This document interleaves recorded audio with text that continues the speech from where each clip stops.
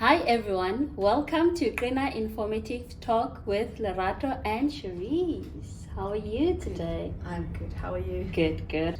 Today we'll be talking about dyslexia. Just following our previous episode where you told us about your journey with Brendan being diagnosed with dyslexia, and we just thought it will be befitting for us to speak about dyslexia today and just dive into it and understand what it is, what are the signs, and how it's diagnosed. And at the end of this video, we'll be telling you strategies on how you can actually work with a child that has dyslexia, that is in terms of a teacher and also parents at home, right? Yes. Okay, let's dive into it. Yes.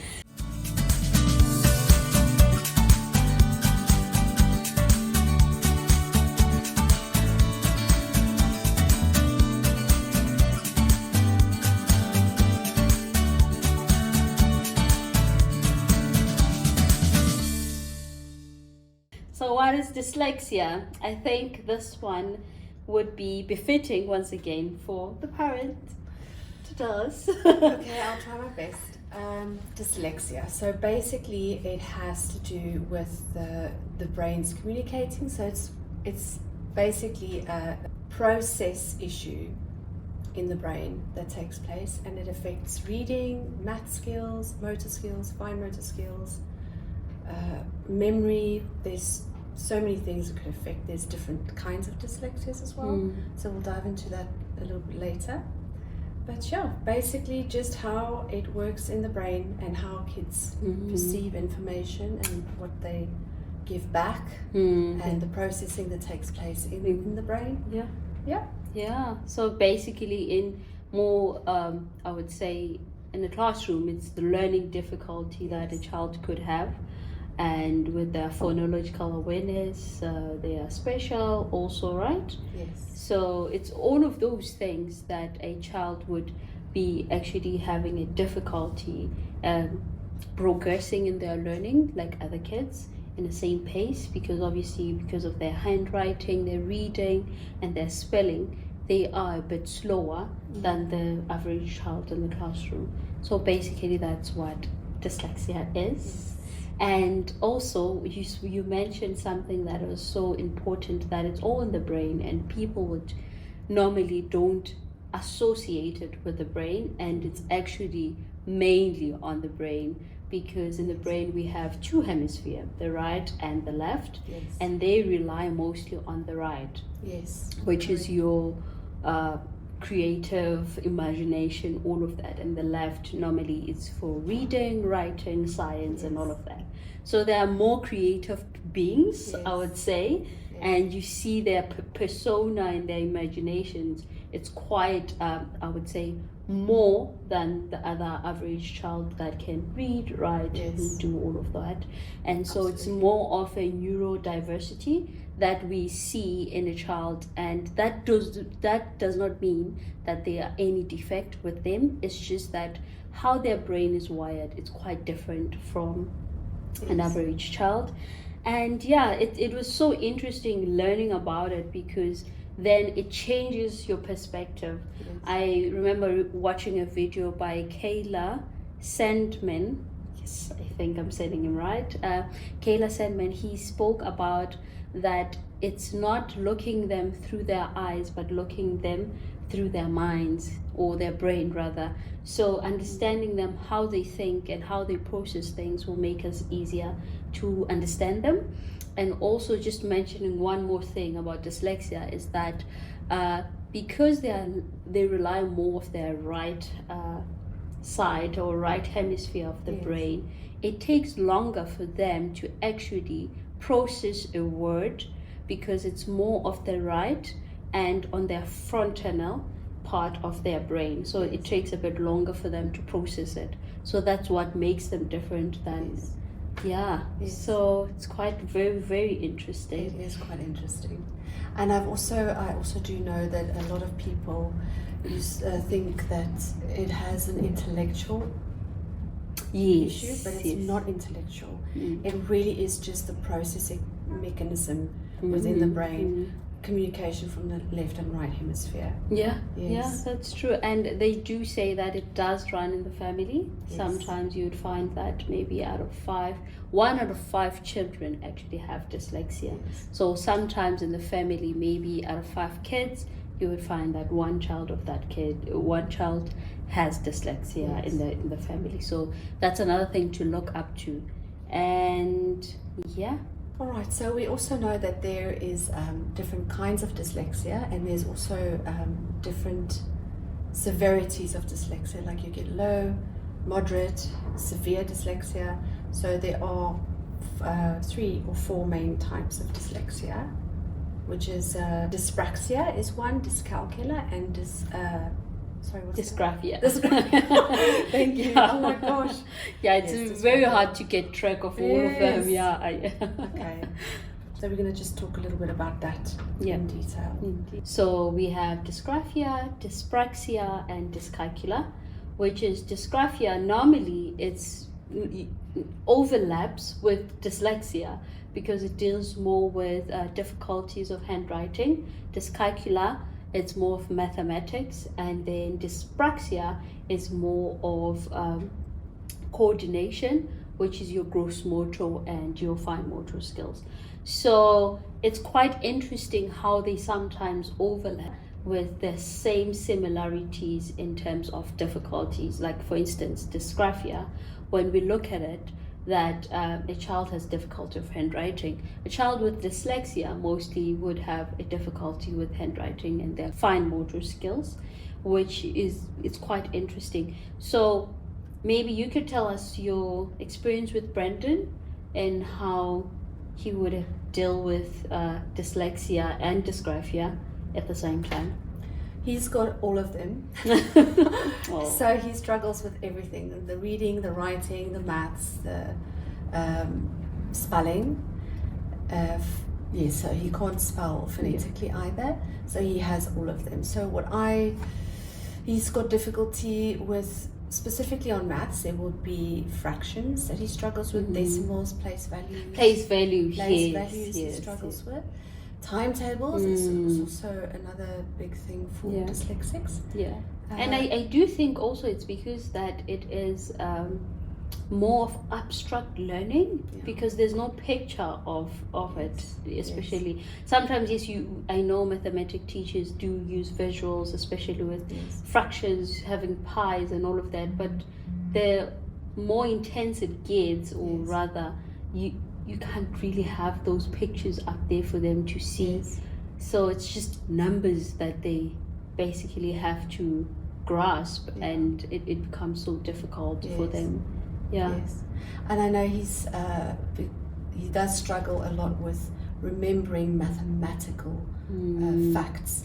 So it's having to reteach facts that we've already taught, to remind, just to recap and go, remember this is the rule for this kind of math method, this is the rule. So that's difficult for him. So we have to keep going back to the basics every time we move up levels, just to refresh. And also there's when they do methods, like when he does a simple addition or column method, he would write things the wrong way around. So instead of it has a specific structure that it needs to be in. So he gets confused with the sequence and the structure of how those things are as well. And then he loses points, unfortunately. And thinking about that, when you mentioned that the structure of it goes to how he would have to write, which is dysgraphia, and then dyscalculia, the numbers, and then also the remembering, which is dyslexia. So it's just all of them at the same time, that he would have then the difficulty of obviously mastering that certain skill of that mathematic method that he is learning. Anything with a chronological order and sequencing, definitely. Yeah, organizational skills. And that also comes with dyspraxia, because he has to write them in a certain way, so that is his fine motor skills.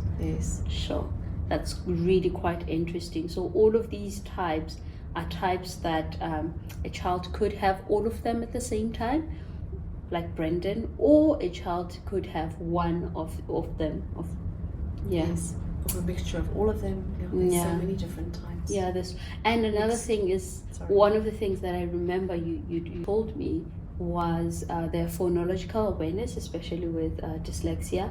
It's that they struggle to blend, they struggle to decode words and syntax, all of that, bringing it one part, making one sentence to make sense to them, and which is quite interesting because that's what you have to do with reading and writing. It's very hard for them to do that, and that affects everything else. Their comprehension, their language skills, their vocabulary is very small because of it as well. And another thing that I forgot to mention was that with dyslexics, they read in pictures, and most of the language exists of 70% of sight words. And sight words, like for instance could, would, because, is, of, all those words don't have pictures, you see. And when they read, there's blanks in between as they read because they can't see the picture of sight words. So luckily there are wonderful programs that you could use for that, which we'll also dive into a bit later. Lots of interesting stuff lying ahead. But luckily there are things that we could use, and tools and strategies to help dyslexic children with reading of sight words, remembering sight words. That's another thing. It affects their memory because if they don't have an image, it doesn't go into their memory banks, is what I like to call it. Brendan and I often call it memory banks. It goes into our memory banks, or it doesn't go into our memory bank. So yes. Sure, that's really quite interesting. It's all of the things that makes us understand them even the better with how we should be dealing with that.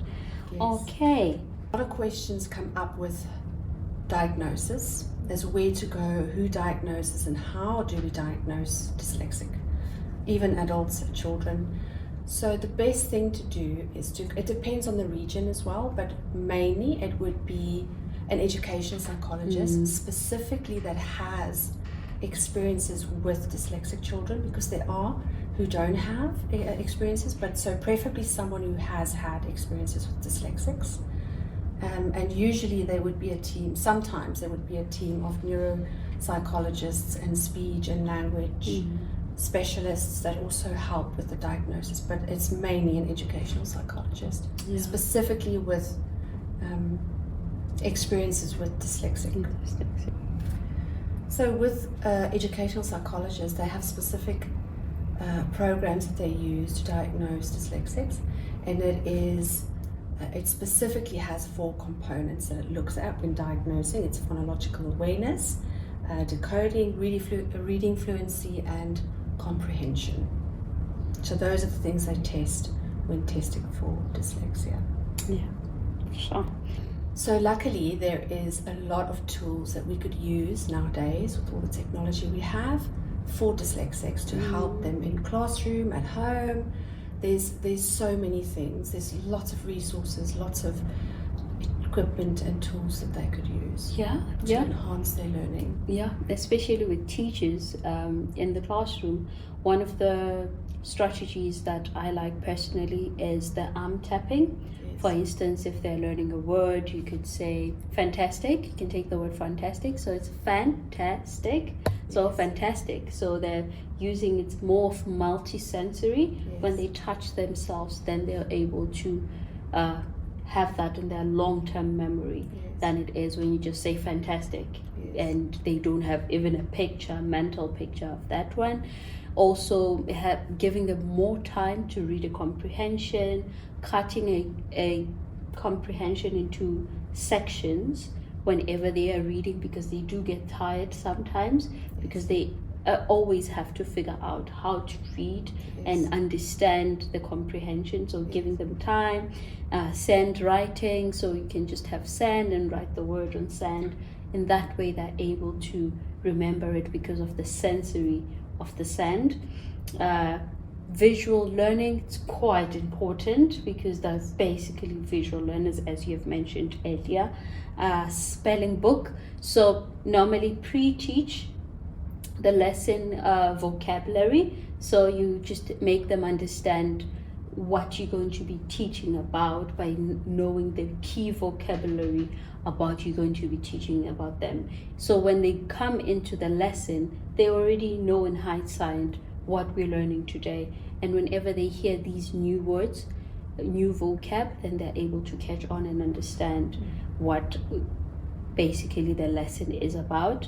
And also for neurological awareness and sight words, there is a number of programs using flashcards, using pictures. Once again, pictures are a big thing. And I know there's a program that you used for Brendan with phonological awareness. Yes, I do have a program. It also has an app that you could download if you buy the books. You can download the app for free, and it actually has little games just to make it more interesting and more fun for the learner. And it's short, basic things that they get the gist of. So it's not a long, dragged out thing, because that's another thing with the dyslexic. They get very tired very quickly. So it needs to be bite-sized lessons to get the gist of the lesson in. They do get tired very quickly. Yeah, they do. So they also need to be stimulated once in a while they're still learning, because if you lose them, you lose them. Like you just lose them. So you have to just constantly stimulate them by maybe standing up, taking them outside, having multisensory toys, fidget toys. That's another thing. They could have, sometimes while they're listening, they could just be fidgeting on something that it really helps them to concentrate. So yeah, those are all the strategies that you can actually employ in the classroom. Do you have any strategies that we can give to the parents, a giveaway? Well, there's many, but I'll just think of a few. Timetables, I know, is a very big one that all dyslexics struggle with. And I do find this strategy has really worked wonders with my boy. So writing your timetables on sticky notes, 1 times 2 equals 2. The whole sentence you write out on 1 sticky note. So each one would get a new sticky note. 2 times 2 is 4. On the next sticky note, and then actually sticking them on the stairs and making them jump the timetables, saying it out loud, because the ears and the mouth it all needs to work together for the brain to be able to save it in the memory bank, is what I say. So they have to, and then they're busy as well. So that's the multi-sensory that you're bringing into the learning. So I usually have it up, and then both my children do it. So they both have to jump up and down, and then sometimes removing some sticky notes to make them think of what's missing, so they can go and collect data from their memory. So that also helps the brain working. So physical activity is important to get these children to be stimulated physically and then calm down, which allows them to focus a bit better in class, which is a lot of the strategies I use before I do lessons. Sure. That is so incredible. And I believe they learn even better, and they're able to understand, and they do feel inclusive when you teach them in that way, opposed to teaching them in the traditional way with sheets and having to memorize everything as it is, but having all of those components working together to make sure that they understand what they're learning. It's quite important. And having that extra effort as a parent, as a teacher, it really does make a difference, because they do need an individualized education plan for them to succeed. Absolutely. And for them to progress like their peers. Wow. Absolutely. They just have a different way of learning. It's figuring out each child's need and individual learning strategy, if I can put it that way. That's all it is. Yeah, that's it's all tricky, it is. but if you observe them, you'll manage to get it right. Yeah, I promise that's you that. true. It's a journey, but it's worth taking it because of their future and wanting them to progress, and obviously to blossom to be their best potential. All right, guys, I hope you really enjoyed our session for today, as we spoke about dyslexia, strategies, and how to identify it, and all of that, which will be helpful for you as a teacher, as a parent, and also a student. Please tune in next week in our next episode, where we'll be looking at the Herein syndrome and many more topics that will help us to understand our kids better and our students better. Thank you for listening. See you next week.